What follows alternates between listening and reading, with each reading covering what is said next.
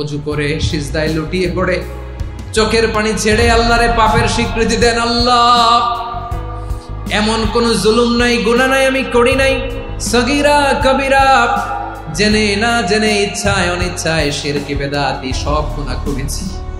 আল্লাহ, আকাশের নিচে জমিনের উপরে আমার চেয়ে বড় গুনাহগার আর কেউ নাই। চোখের পানি ছেড়ে আল্লাহরে বলেন, আল্লাহ, আমি ছাড়া তোমার গোলামের অভাব নাই, তুমি ছাড়া আমার দ্বিতীয় কোনো রব নাই, তুমি ছাড়া তো কেউ আমার গুনাহ ক্ষমা করার নাই, তুমি আমার রব, তুমি আমার সব। বলতে পারবেন? এই তাকরীর আমার পটুয়াখালীর ভাইয়া, এই স্বীকৃতিটা দেখতে আল্লাহ বড় ভালোবাসে, কারণ আমরা সবাই গুনাহগার। আমরা সবাই কি? বিশ্বনবী বলেন, কুল্লুকুম খাত্তাউন, আ বনি আদম, তোমরা সবাই পাপী। সবাই কি? সবাই পাপী। আমরা সবাই পাপী। আপন পাপের বাটখারা দিয়ে অন্যের পাপ মাপি। আমরা যে পাপী এটা ভাবতে মনে চায় না কারো, খালি অন্যের পাপ দেখি আমরা, এটা ভুল। ওর এই পাপ, ও পাপী, ও জালেম, ও জাহান্নামী, এরকম একটা টেন্ডেন্সি।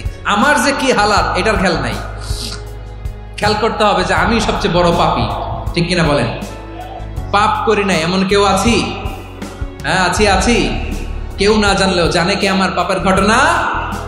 পৃথিবী না জানুক আমি তো জানি, আমি কি পাপ করেছি।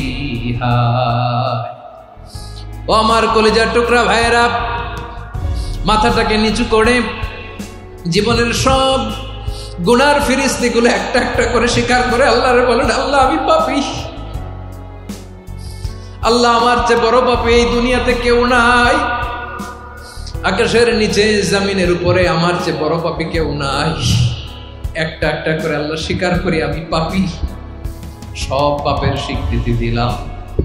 পৃথিবী না জানুক আমি তো জানি, আমি কি পাপ করেছি।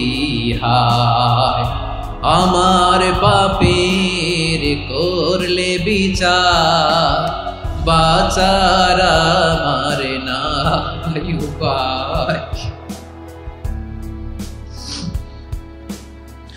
দয়াময় তুমি মাফ করো আমায়, মাফ করো। আল্লাহ তাআলা যদি দয়া করে আমাদেরকে মাফ না করে, আমাদের বাঁচার কোনো উপায় নাই। আপনি কি ভেবেছেন আপনার নামাজ দিয়ে আপনি জান্নাতে যাবেন? আপনি তাহাজ্জুদ গুজার, সেজদা দিতে দিতে কপালে দাগ ফেলেছেন, এটা আপনারা জান্নাতে নেবে না? আপনি এলাকার সবচেয়ে বড় হাতেম তাই দানশীল, এই দানের ভরসায় বসে আছেন, কুশ্চিন কালো না। আমাদের নামাজ, আমাদের রোজা, আমাদের ইবাদত, এগুলোকে মিজানের পাল্লায় উঠালে কোনো ওজনই হবে না। তবে আমাদের একটা কৌশল জানা আছে, আমরা আল্লাহর রহমতের ভিখারি। আমরা সেদিন আগেই গুনার স্বীকৃতি দিয়ে দেব। আমরা বলবো, আল্লাহ, তুমি প্রশ্ন করার আগে তোমার একটা কথা বলি, আমারে কিছু জিজ্ঞেস করো না, আমি সব করেছি। এমন কোন পাপ নাই যে পাপ আমারে দিয়ে হয় নাই। তোমার রহমত দিয়ে তুমি জান্নাতে পাঠাবা, তোমার দয়ায় জান্নাতে যেতে চাই, আমল দিয়ে না। পারবেন বলতে? কিয়ামতের দিন আমরা বলবো, আল্লাহ, আমার আমল দিয়ে জান্নাত চাই না, আমি তোমার দয়া দিয়ে জান্নাত চাই। তোমার দয়া ছাড়া আমার কোনো উপায় নাই। কারণ আল্লাহ যদি বিচার করে, বাঁচার কারো উপায় নাই। আল্লাহ যদি বলে ফেলেন তুই এটা করলি কেন, ওখানে গেলি কেন, কোরআনে 1000 বার নিষেধ করলাম তারপরেও এই পাপে জড়ালি কেন, এরকম প্রশ্ন ছুড়ে দিলে আমার উত্তর আছে? বাঁচার কোনো উপায় আছে? রোজ হাসরে হে আল্লাহ আমার করুণা বিচার।